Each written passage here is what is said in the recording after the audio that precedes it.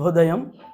క్రీస్తు యేసునందు ప్రియమైన దేవుని బిడ్డలారా, మన రక్షకుడైన యేసుక్రీస్తు యొక్క పరిశుద్ధ నామములో మీ అందరికీ కూడా ఉదయకాల శుభాలు తెలియజేస్తున్నాను. మన టిఎల్సి అనుదిన ఆహారంలో యాకోబు రాసేటువంటి పత్రిక 1వ అధ్యాయం 5వ వచనాన్ని మనం జ్ఞాపకం చేసుకున్నాం. మీలో ఎవరికైనా జ్ఞానం కొదువుగా ఉన్న యెడల అతడు దేవుణ్ణి అడగవలెను, అప్పుడు అది అతనికి అనుగ్రహింపబడును. ఆయన ఎవరిని గద్దింపక అందరికీ ధారాళముగా దయచేయువాడు. దేవుని బిడ్డలారా, ఈ ఉదయకాల సమయంలో దేవుడు ఈ మాట ద్వారా మనందరితో మాట్లాడుతూ ఉన్నాడు. జ్ఞానం అనేటువంటిది చాలా ప్రాముఖ్యమైనది, చాలా విలువైనది.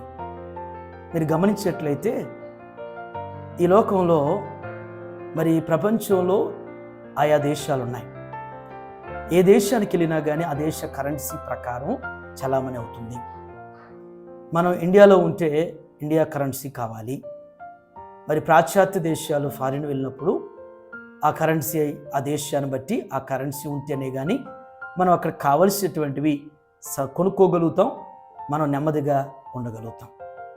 అయితే విజ్డమ్ అనేటువంటి జ్ఞానం అనేటువంటిది మనకుంటే అది ప్రపంచంలో ఏ దేశానికి వెళ్ళినా కానీ జ్ఞానం చేత మనిషి ఏదైనా చేయగలుగుతాడు, జ్ఞానం చేత ఏదైనా సంపాదించగలుగుతాడు, జ్ఞానం చేత చక్కగా మాట్లాడగలుగుతాడు, జ్ఞానం చేత అసాధ్యమైనటువంటివి కూడా సాధ్యపరిచే రీతిలో చేయగలుగుతారు.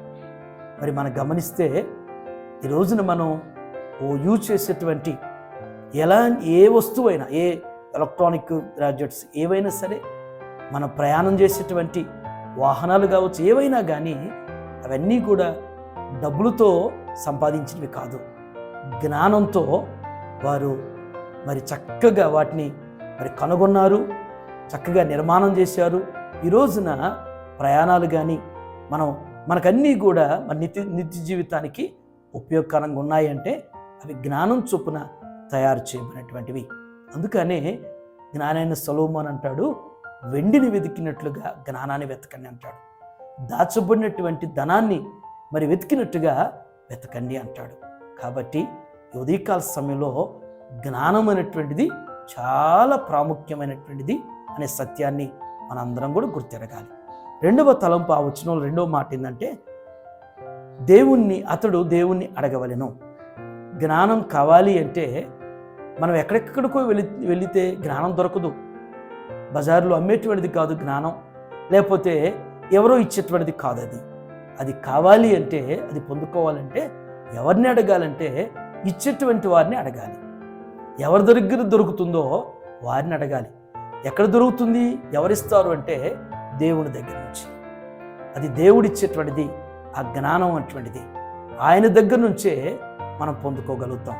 అందుకని యాకోబు అంటున్నాడు, నీవు ఆ జ్ఞానం కావాలంటే దేవుణ్ణి అడగవలెను, దేవుణ్ణి అడగవలెను. కొంతమందికి అడగటం చేత కాదు. అడగటం కూడా అది ఒక కళ. అడగటం కూడా అది ఎదుటివారి దగ్గర నుంచి పొందుకోవటానికి కూడా అడగటం కూడా అది ఒక ఎలా అడగాలో చేత కాదు. చాలామందికి ఎలాగ పొందుకోవాలో కూడా చేత కాదు. అడగటం కూడా నేర్చుకోవాలి దేవుని దగ్గర. 3వ తలంపు అంటాడు, అప్పుడు అతనికి అనుగ్రహింపబడును. మనం జ్ఞానాన్ని అడగవలసిన రీతిలో దేవుణ్ణి అడిగితే జ్ఞానం దేవుడు అనుగ్రహిస్తాడు అనేటువంటిది. దేవుని బిడ్డలారా, దేవుడు పక్షపాతి కాదు. ఒకరికి ఎక్కువ, ఒకరికి తక్కువ, ఒకరికి మరి మితం అంటే అమితంగా ఇచ్చేటువంటి కాదు. మనం అడిగిన కొలది మనం ఎంతగా అడుగుతామో అంతగా మనం పొందుకుంటాం. ఈ రోజున ఈ జ్ఞానం లేక ఎంతమంది వీధులు పాలవుతున్నారు. ఈ జ్ఞానం లేక ఎన్ని కుటుంబాలు చితికిపోతున్నాయి. ఈ జ్ఞానం లేక మరి కాంపిటేటివ్ వరల్డ్లో మరి నెగ్గలేక ఎంతమంది ఓడిపోతూ మరి జీవితాలను చాలించుతున్న పరిస్థితులు ఉన్నాయి. ఈ రోజున ప్రతి ఒక్కరికి జ్ఞానం కావాలి. చిన్నపిల్లలు మొదలుకొని వృద్ధుల వరకు కూడా జ్ఞానం ఉంటేనే కానీ సమాజంలో, ఈ లోకంలో ఏదైనా సాధించగలుగుతాం. మరి అట్టి జ్ఞానం మరి అనుగ్రహించేటువంటి దేవుణ్ణి అడుగుదాం. అది ఆయన అనుగ్రహించే జ్ఞానాన్ని పొందుకొని ఈ భూమి మీద జ్ఞానవంతులుగా ముందుకు సాగుదాం. అట్టి కృప ఈ ఉదయం మనందరికీ దేవుడు అనుగ్రహించుగాక. ఆమేన్. ప్రార్థన చేసుకుందాం. మహోన్నతుడైన తండ్రి, కృపగల నాయన, మీకు వందనాలు ప్రభా. యాకోబు నాయన రాసేటువంటి తన పత్రికలో జ్ఞాపకం చేస్తున్న శ్రేష్టమైన మాట ద్వారా ఈ ఉదయం మా అందరితో మీరు మాట్లాడేందుకు వందనాలు. జ్ఞానం ప్రభా, మరి జ్ఞానం కలిగినప్పుడు నా తండ్రి ఈ లోకంలో ఎక్కడికి వెళ్ళినా చలమని కాగలుగుతాం.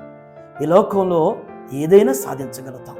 జ్ఞానం కలిగినప్పుడు క్లిష్టమైనటువంటి సమస్యలు కూడా ఆయన పరిష్కరించగలుగుతాం.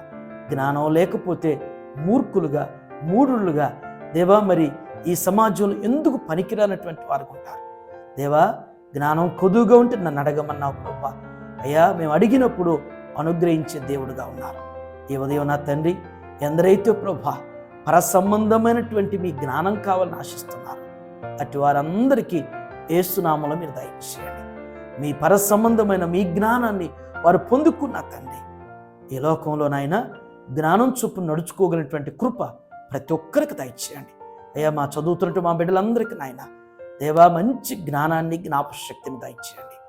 సొలొమోనుకి ఎట్టి జ్ఞానం ఇచ్చారో, దానియేలుకి ఎట్టి జ్ఞానం ఇచ్చారో అట్టి జ్ఞానాన్ని మా బిడ్డలకి, మా యవనస్తులకి, మా అందరికీ మీరు దయచేయమని యేసు నామములో ఈ ప్రార్థన మీకు సమర్పించున్నాను తండ్రి. ఆమేన్.